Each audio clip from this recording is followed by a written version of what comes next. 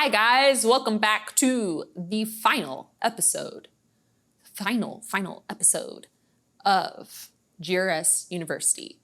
Back by popular demand, we have Ben Bentvelzen from Holland, and he is going to be covering how to prep for a Castile set. Let's go.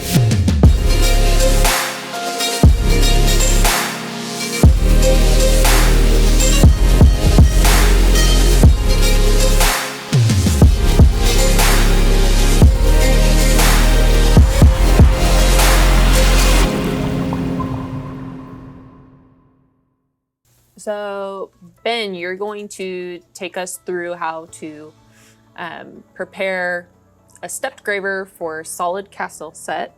Correct. So let's go ahead and walk through that process. My first question for you is, what is the difference between a regular Castile set and a solid Castile set? Well, the thing is, the Castile setting is just, you have a ring, you have the stones, and the side is open. Just like a castle wall, I guess, the top. You can do that with a flat graver, for example. You can do it with a file, or make it all like as a goldsmith. Many setters, they open up with the ball burrs and the drills, just cylinder work then on the side. Polish it a bit, you're done. What I like to use are the step gravers.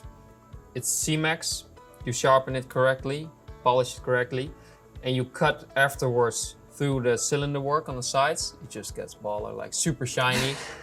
You can get them all on the same height, and it's just, after the stones are fixed, you don't need to polish it with a big machine. So the benefit is your beads, everything stays crisp and sharp. You don't round anything up. It's not like you've been worn the ring for a couple of years. So your work looks awesome, the customer's happy. So it's good on all fronts, pretty much. Now, you're the one who chose this for your demonstration. Why did you choose this project for your demonstration? Yeah, my opinion is it's a pretty solid, like basic thing as a stone setter. So I covered with all my private students. Most of them have the same little issues, which is easy to tackle. So I thought this can be beneficial for many people. Yeah, absolutely. Just like that. Okay, so what's the first thing that we're gonna do here? First thing, I do a layout for just 3 stones. So I have the ring here. I just make 3 dots. I just find the middle of the ring shank first. Then this ring is 2. I like to have like 0, 2 on both sides, at least for Castile. Alright, so now I did the layout. Just drill the holes. A bit wobbly.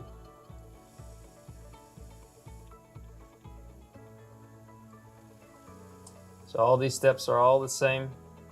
What is then more of interest to people is the sharpening of the step graver and how to cut it correctly. Almost there. This is just a practice ring, of course, but it has the material is pretty similar to the practice plates, phosphor bronze, so it has a nice shine when you cut it with carbide, like in gold. Yeah, the phosphorus bronze is kind of becoming more popular, I feel like. Do you enjoy working in that more, or between the different materials, I guess, what is your preference? You mean in practice materials, right? Well, or in all? So for both. me, Both. to train in, to practice in, or to teach in, definitely the phosphor bronze is very good. But to work, definitely I prefer just gold. 18, 14 doesn't really matter to me that much. But for to teach, this is the best material. Yeah. It's just silver, so soft. Gold is a bit expensive. The brass, you don't really get a nice bright cut.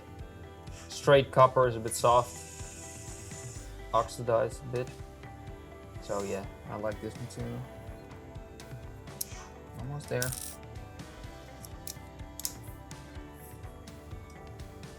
Burr work is your favorite part, right? No, leveling of the stone is the least favorite. Ah, this is all fun.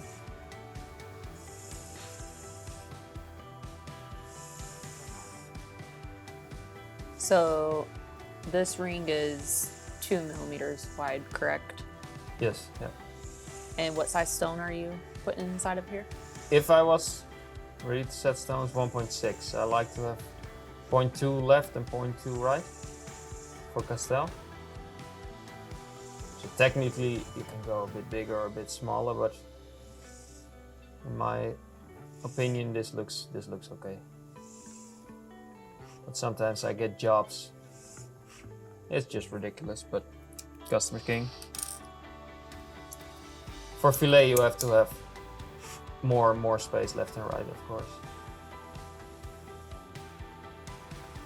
And you mentioned how you're going to go over the step graver, but you're just kind of showing opening up the seats and the actual prep work. You're not going to show the stone setting itself, correct?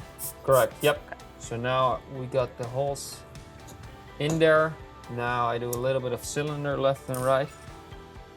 So you cannot, the step graver doesn't have a point. It's just round from the bottom. So you need to have like starting like a step almost, like a point where you can start off from. The cut, so I like to cut or grind it away with the cylinder. Just to give a little more control with the cut, or? Yeah, just a starting point, otherwise you have a big high wall to cut through. And now I come in and out. So now I open it up with the cylinder burr. This is just how you normally do this. And then what I mentioned before, you can just polish it a bit or leave it if you're really in a hurry.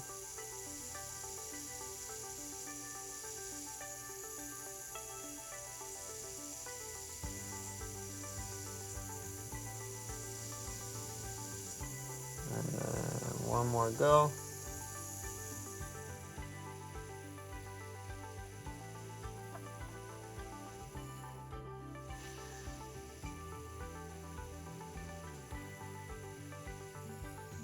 Just like that. All right, but now the cool thing is I got a step graver here. They come different sizes, so this is a 1.2 millimeter. Fits nice in here. All right, this graver is pretty easy to sharpen, actually. It's pretty forgivable.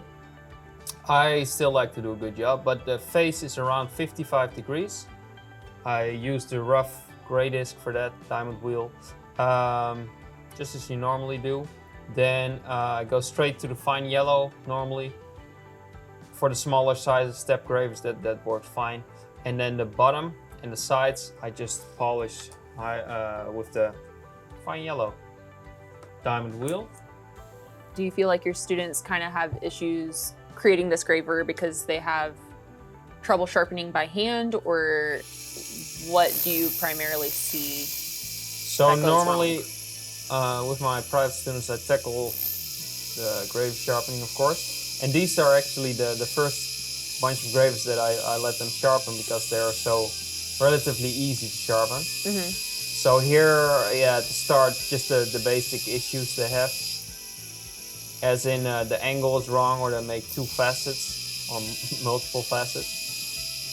But after they get the hang of this, it's a bit easier to sharpen the onglettes and the other gravers.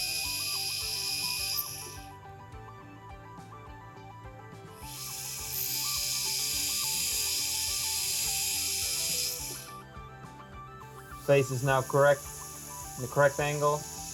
I change to the yellow wheel. I turn the speed up a little bit of the micromotor and get it all shiny. I was going to.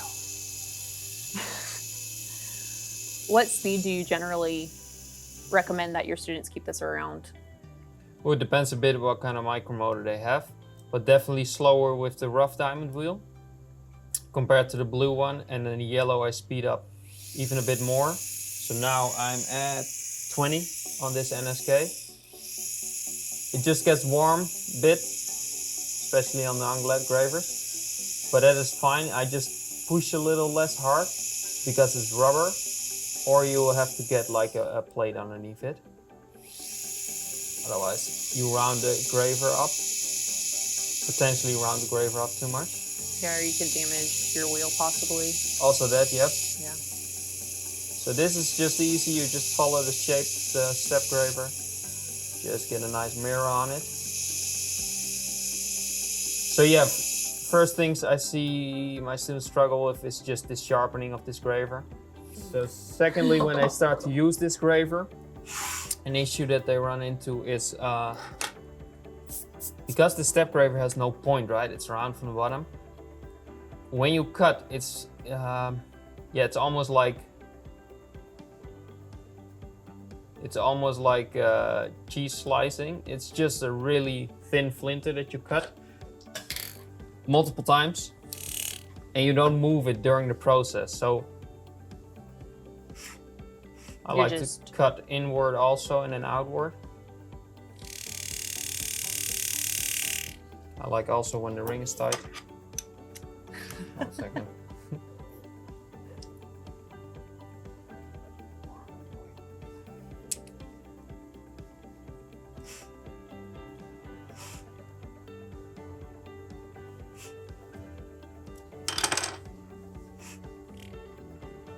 So yeah, you can cut first inward.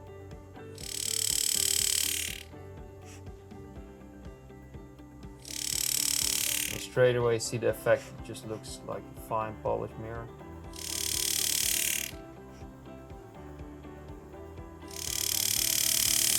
You have to get, of course, the correct size of the step graver. 9 out of 10 times it's just in the set. I made it 2 like very small sizes from old carbide drills and burrs, which is also a possibility. So now I cut inward and then I come outward. The thing then is keep the same angle. If you do like this or you do like that, try to keep it the same. You have to pay attention also that the stone will be, in this case, level with the metal, right? Mm-hmm. So you have the girdle also. So if you cut only very little, it is almost invisible. So get a nice cut here, deep enough. Again, same angle, and don't wiggle it while you're cutting. Don't change the angle. And just work systematically. Not cut too much metal in one go. That will not make your work prettier. Yeah, just keep shaving it away like you were talking about earlier. Yeah, correct. And then it's really meditative if you get it in good. So you're talking about the angle. Can you quick show what angle you're coming in at? Sure. So, and do you go back through and flatten that out afterwards so that there's not that peak there, or do you leave? So I like to have that peak there actually, from cutting inward and outward. The inward cut is covered by the stone, of course, but that for me looks still the nicest, the best. Angle-wise, it's around this. So what is that, like 45? Yeah, around that. And then it's just a matter of getting them in line really well, so they catch the light at the same time. Okay, but compared to this then, it's just night and day. Yeah. And it's also really good for my students. They just get fast results, and they up their graver skills and in sharpening and to use them. The cuts are short, and they see like the first hole, let's say they have 20 holes, 20 stones. The first one is pretty poor, but after a while they just get in the groove, and then looks way better. Do you ever scribe a line around the edge to kind of yeah, monitor how deep you're going on those shave cuts? On my personal work, I don't do it, but actually with all my students, I do it the first time to get like first I do that for the cylinder, how low they have to go with the cylinder, burr, and then I do an extra line a little below that for these cuts. Just as like training wheels, I guess. Help them stay consistent. Yep.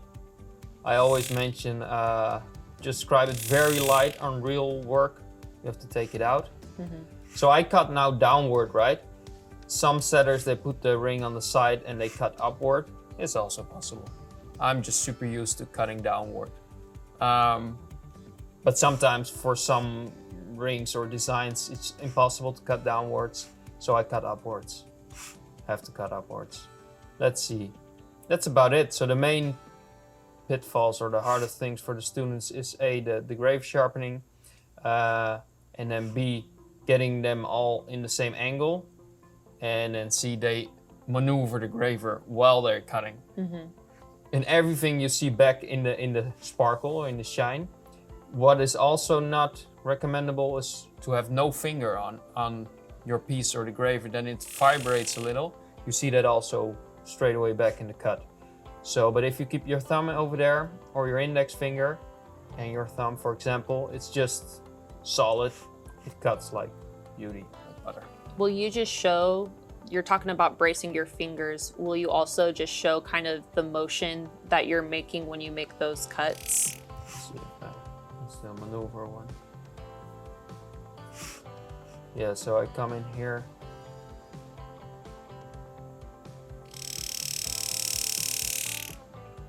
So actually, now I think of it, I have it in my thumb, but I press a bit with my index finger down to really get it solid and stable. Yep, and that gets the best result. And all my students or all the people I know, they do it a little on their own, which is perfectly fine. I always say try my method once or a bunch of time. If you find out yours is better and the result is good, I'm all for it. Yeah. I'm not a stickler to my way. But this works best for me. So my thumb here, index finger presses it down, and just not too much at once. Okay? And now you try, Molly.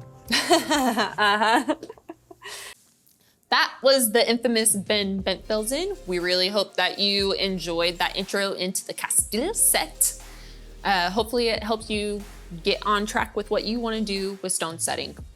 Our suggested Instagram user for this video is Epoch Hand Engraving, and Brett Hollingsworth has kind of a slew of different things on there. He kind of dabbles in everything. Really love the Fabergé eggs. Keep that up, and we look forward to seeing what you do in the future. Follow us, guys. Follow us on Instagram and Facebook and all of our social media. Be looking out for our training schedules, and then also be on the lookout for our new video series. Vague, leaving it out there.